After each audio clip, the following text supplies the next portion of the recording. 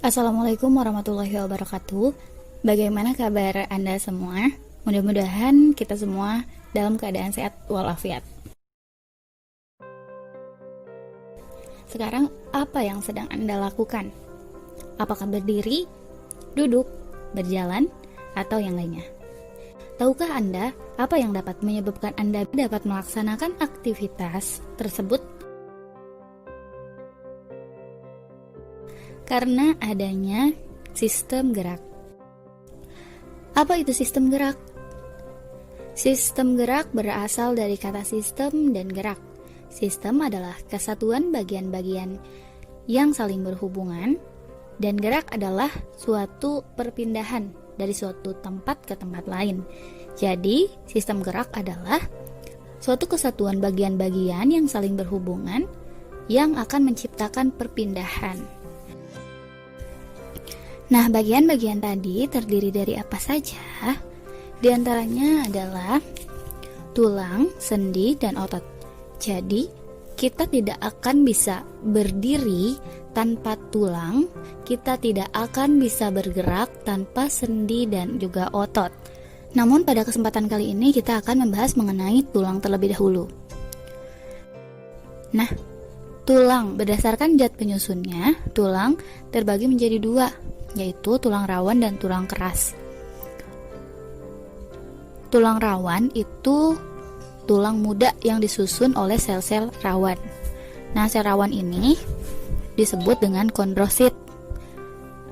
Kondrosit tersebut terdapat dalam lakuna dan dikelilingi oleh matriks. Matriks ini serabut-serabut ya, seperti serabut elastin, serabut kolagen, dan lain sebagainya. Berdasarkan tempatnya, ternyata tulang rawan ini tidak hanya tulang rawan. Jadi ada tulang rawan hialin, ada tulang rawan elastin, dan tulang rawan fibrosa. Tulang rawan hialin ini terdiri dari matriks yang banyak memiliki serabut elastin, jadi lebih lentur. Contohnya di mana? Contohnya adalah di hidung. Coba tekan hidung Anda, itu lebih elastis dibandingkan dengan bagian-bagian lainnya. Kemudian ada tulang rawan elastin. Nah, sesuai dengan namanya, elastin. Dia itu paling banyaknya itu serabut elastin. Contohnya daun telinga. Coba bandingkan antara hidung dengan daun telinga. Lebih lentur mana?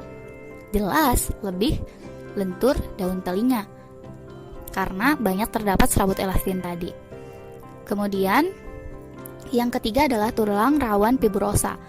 Nah, tulang rawan ini memiliki banyak serabut kolagen.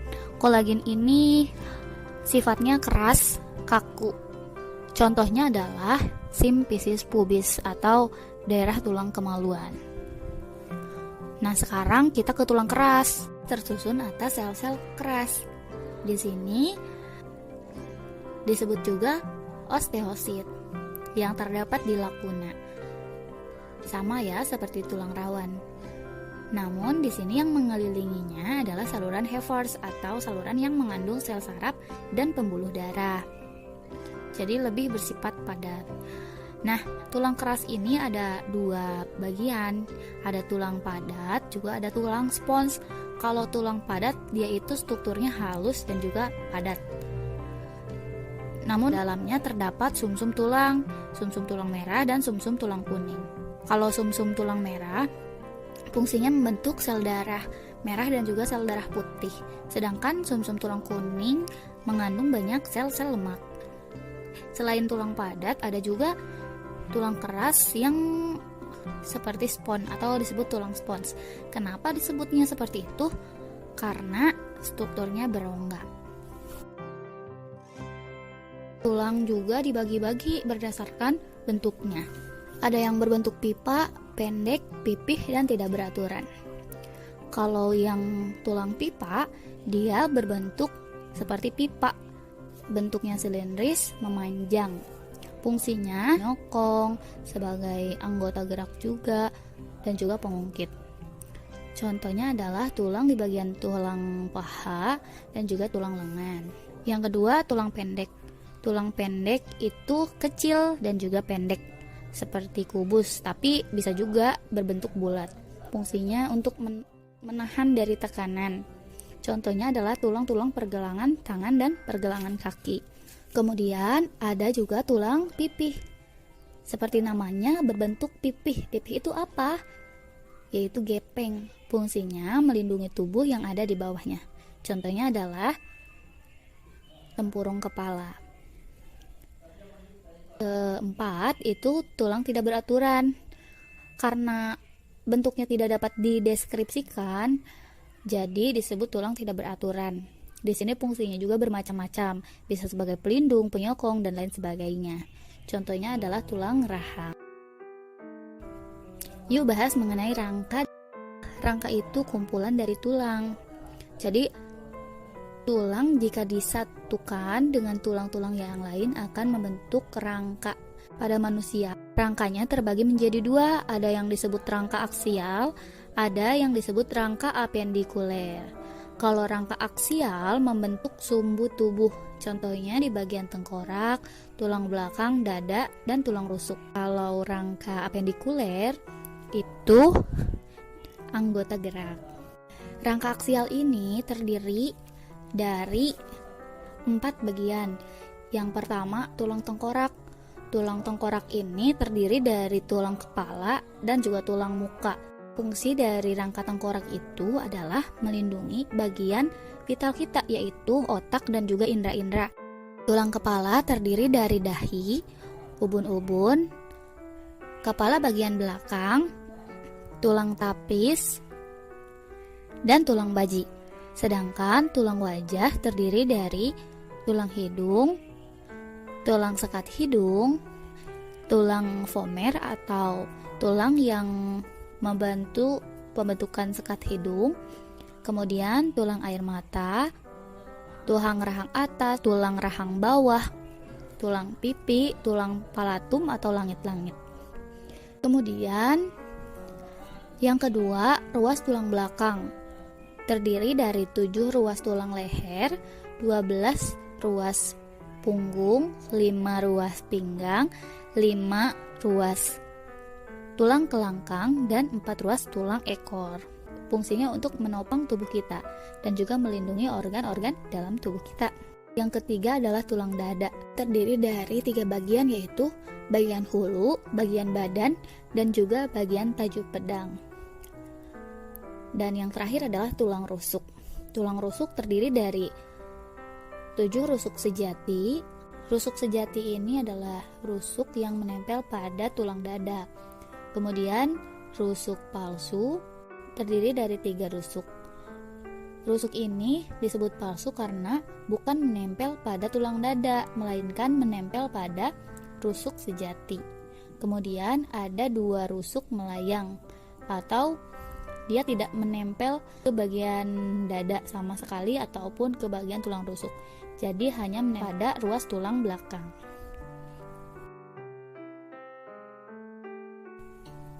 Kemudian rangka apendikuler. Rangka apendikuler ini terdiri dari rangka pelengkap, yaitu tulang-tulang anggota gerak, tulang gelang bahu, dan tulang pinggul. Tulang anggota gerak itu ada bagian atas dan bagian bawah. Ada anggota gerak atas dan ada anggota gerak bawah.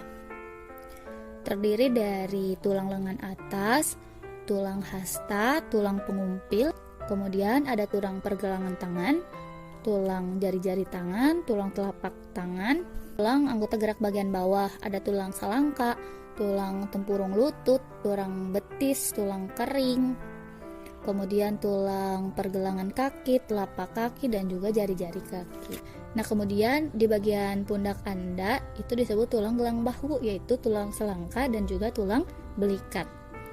Dan yang terakhir sekali nih dari nama-nama tulang yaitu tulang panggul. Di sini ada ilium, pubis, ischium, sarkum. Sekarang kita bahas mengenai kelainan pada tulang. Di antaranya adalah osteoporosis. Osteoporosis ini rapuhnya tulang karena kurang kalsium. Kemudian ada kelainan fraktur. Fraktur ini bukan karena nutrisi, tapi fraktur ini disebut juga patah tulang. Kemudian akibat kebiasaan yang salah. Jadi ada 3, yaitu kiposis, lordosis, dan skoliosis.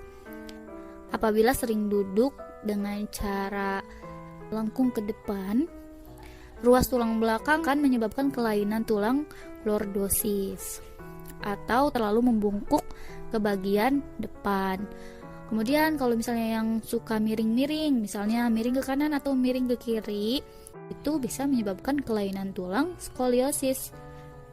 Dan yang terakhir itu ruas tulang belakangnya membentuk ke arah belakang. Kelainan ini disebut juga kelainan kiposis.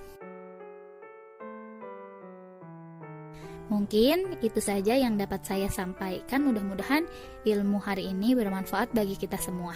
Wassalamualaikum warahmatullahi wabarakatuh.